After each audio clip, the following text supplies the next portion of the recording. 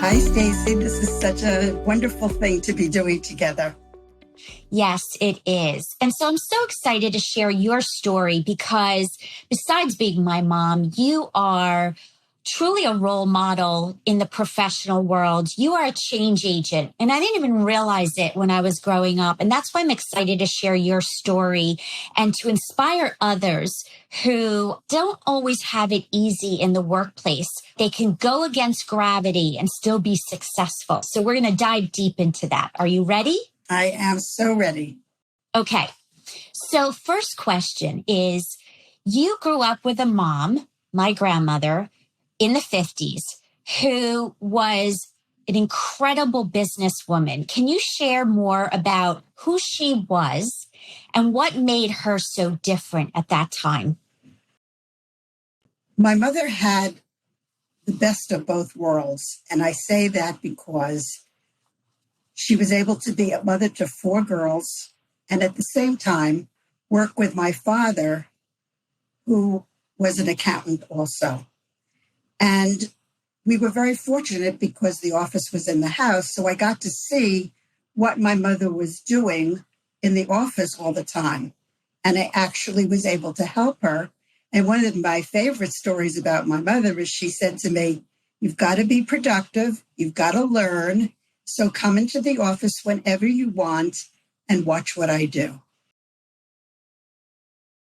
So what did you learn? And really, I mean, there's a lot to tell, but the bottom line, what did you learn overall by having a working mom who, being a certified public accountant at that time, that wasn't heard of, right? Right. And that had a lot to do with my father, because my father was the kind of man who was ahead of his time.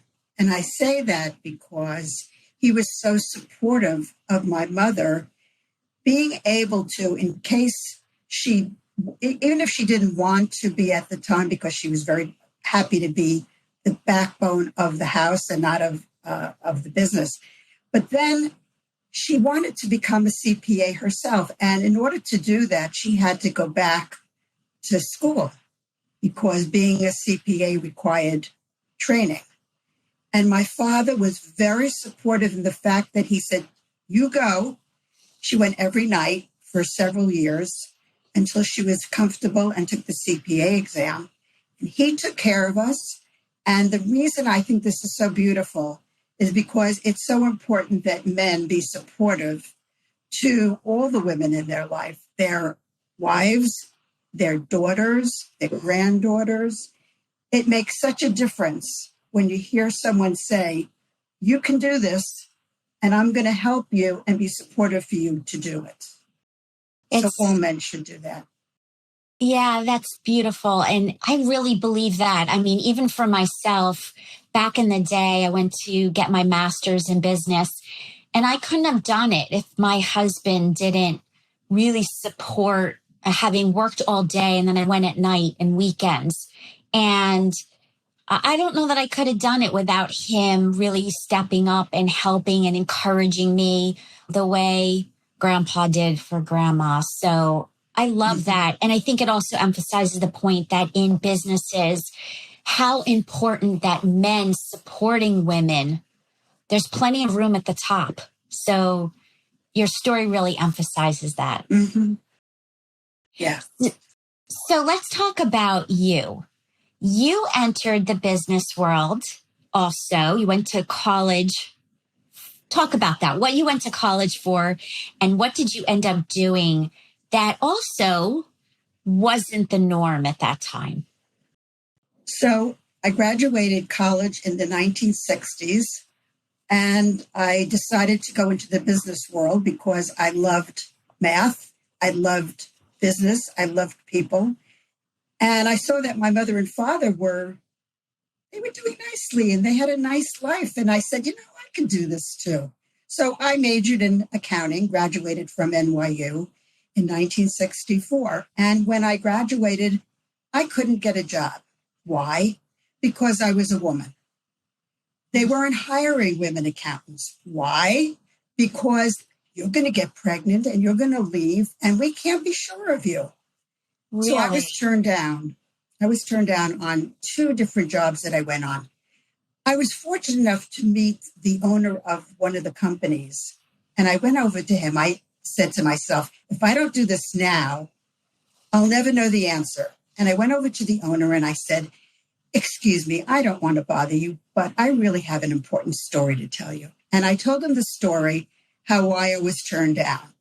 And I said, if I was your daughter or if I was a relative of yours, what advice would you tell me so that I could get a job with you? So he laughed and he said, come into the office tomorrow.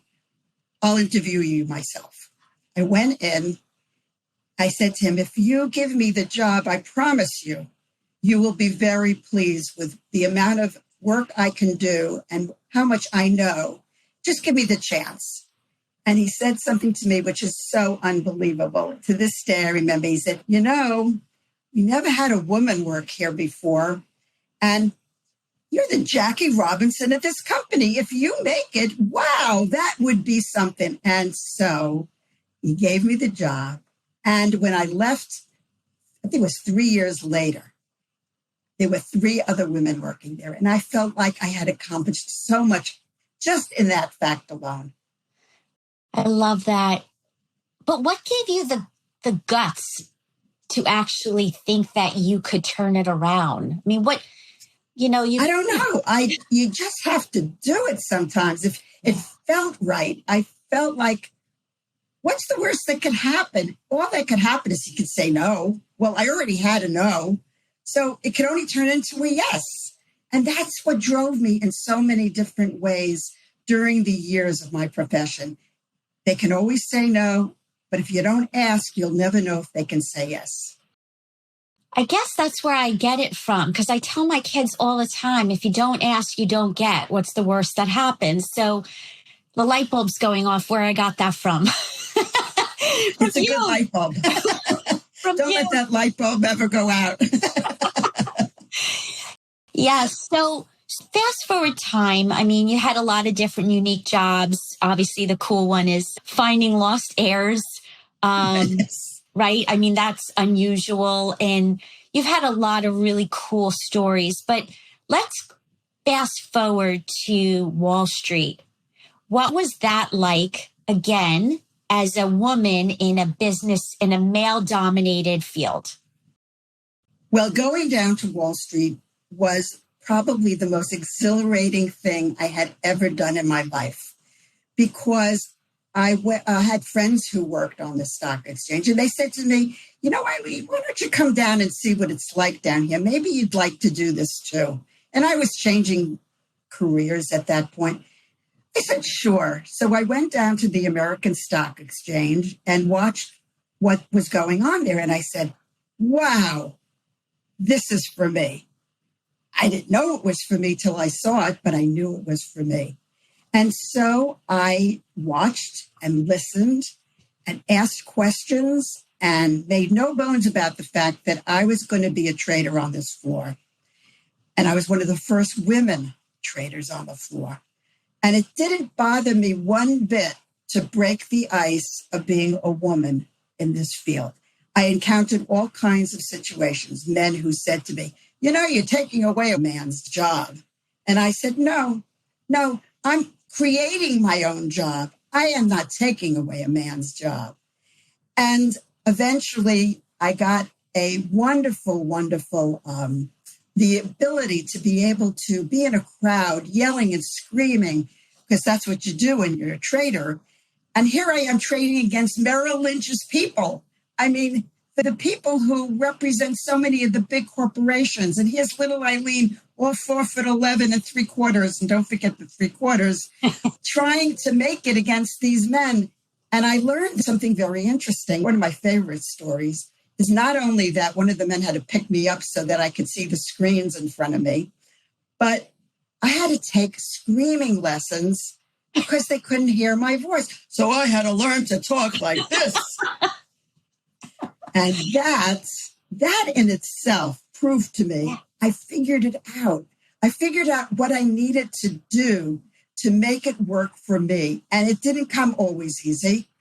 I had to play the game that had to be played, but I did, and I succeeded. And I look back and I say, wow, this is what it's about. You got to try it. Remember, if you don't try, the answer is always no.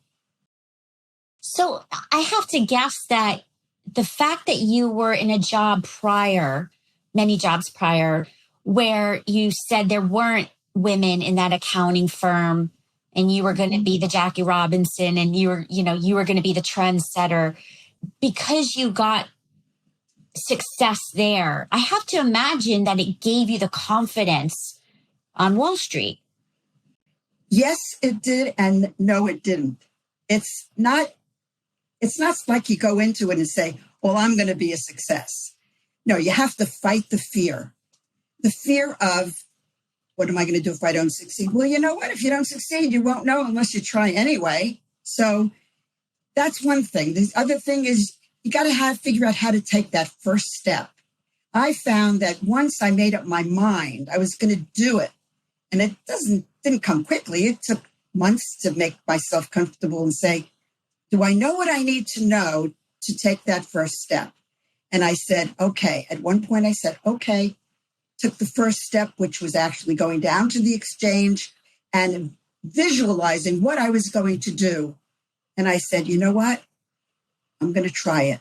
What's the worst that can happen? If I don't like it or if I don't succeed, I'll stop and figure out the next step. I love those words. I'll figure it out. Yeah.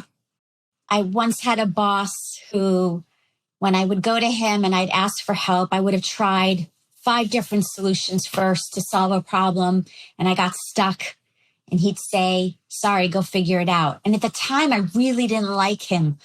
But then I saw the present in that because now I figure out everything. So I really get your story and it's the building blocks from that. Yeah. So what advice do you have? I mean, you just said a lot of really good things, but what advice do you have for, I want you to imagine there's CEOs in my room and leaders. It could be the president, whomever, has some control over the workplace and the environment. What would you want them to know? What would you say to them? First, I would have to have a good idea in my own mind what it is that I'm trying to accomplish. And if it's to get them to appreciate me, I have to appreciate myself first. I have to first take the pride in myself that I can do this. And I would talk to these people and say to them, give me a chance. I know I can do it. I know the work. I know what has to be done. Let me prove it to you. If I don't do a good job, you'll tell me and I'll know. But the most important thing is in your own mind, take it as a challenge. Think of it as something that, all right, they don't think I can do it. I'm going to prove to them that I can. And that's attitude that you need in order to get other people to see you that the way you want to be seen. I love that. And to keep it real, and so many people I talk to, and women and men, confidence is a showstopper. Fear and confidence. And I think, or I hope that people listening here will will take the advice of believing in yourself. Because like you said, if you don't believe in yourself, why would anybody else believe in you? Exactly. Right. And if you take the chance and you succeed, look at the wonderful world that opens up to you. And you can only take 2 paths. The path of, I'm not going to take a chance. It's a dead end. You have nothing more to think about. You take the path that has a chance and you succeed. Wow. That's what it's about.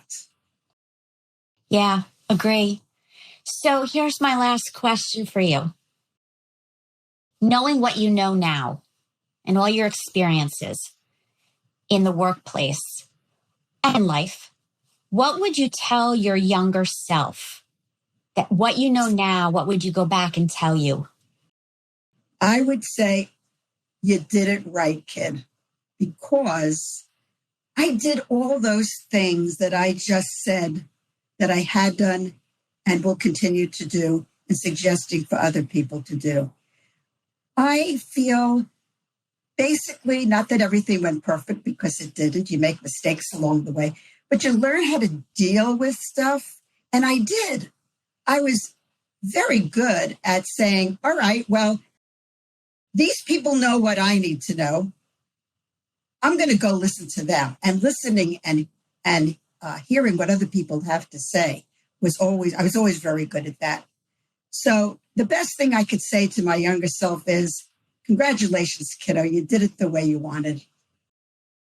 But you didn't know then No, that you were doing it right. no, I had no idea. I just did it. Yes. It's like the Nike commercial. I just do it. Yes. So for those listening, listen to Nike, listen to Eileen Brenner, and just do it and trust the process. And that's what life's about.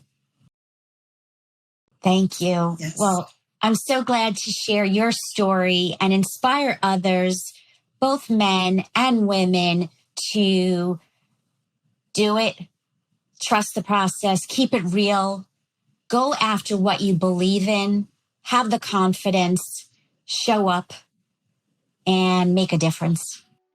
Exactly. Thank you. Have a good rest of the day. Okay. Goodbye, everybody. Bye.